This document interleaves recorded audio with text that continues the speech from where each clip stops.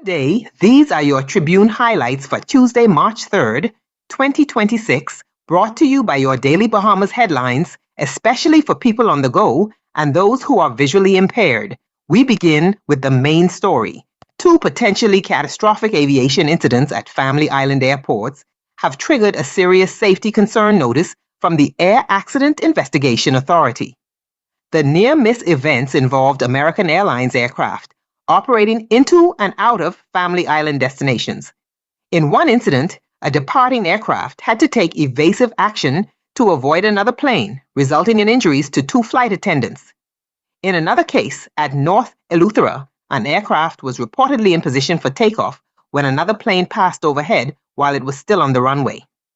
Investigators say these events could have resulted in disaster and are now examining communication protocols, runway procedures, and broader air traffic oversight. The incidents have reignited concerns about aviation safety infrastructure, including radar coverage and coordination at smaller airports. Also on the front page, two men have been charged in connection with an alleged fake passport and voters card scheme uncovered at Lynden Pindeline International Airport. Prosecutors say forged documents were presented to immigration officers. The matter is before the courts. In another disturbing incident, a 4-year-old boy was shot in the leg during an attack believed to have targeted his teenage uncle. Police say two men approached and opened fire. The child is being treated as authorities search for suspects.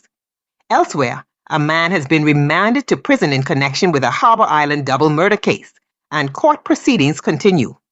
Turning to business, Tribune Business reports that double-digit declines in Family Island hotel performance are being blamed on what industry officials call Florida hub erosion.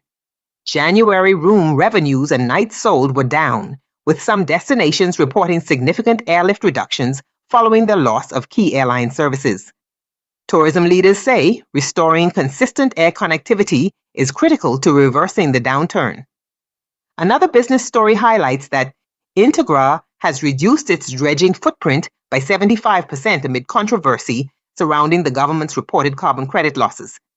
Environmental concerns about seagrass destruction and marine ecosystems remain central to the debate. The Chamber of Commerce is also urging the swift release of the $357 million Grand Bahama Port Authority arbitration award, warning that prolonged uncertainty is discouraging investment and delaying development decisions. On the editorial page, the Tribune questions why the Protection Against Violence Commission was launched in what it describes as a secretive manner. The editorial notes that the act was gazetted 3 years ago, but the commission's activation was not publicly announced at the time. It argues that transparency and clear communication are essential for public trust, particularly on matters involving national violence prevention strategies. In the letters to the editor, one writer cautions readers about the sweet talk of politicians as election season approaches, urging voters to focus on performance rather than promises. Another letter debates whether certain political commentary platforms are truly independent, encouraging citizens to think critically about messaging and motives. Those are your Tribune highlights for today. For full details and additional stories, be sure to purchase a copy of the Tribune or visit their website to read the full and additional stories in today's edition. As the saying goes, an informed people are empowered people. Staying informed strengthens our democracy and our communities. Enjoy your day, be blessed, and be a blessing.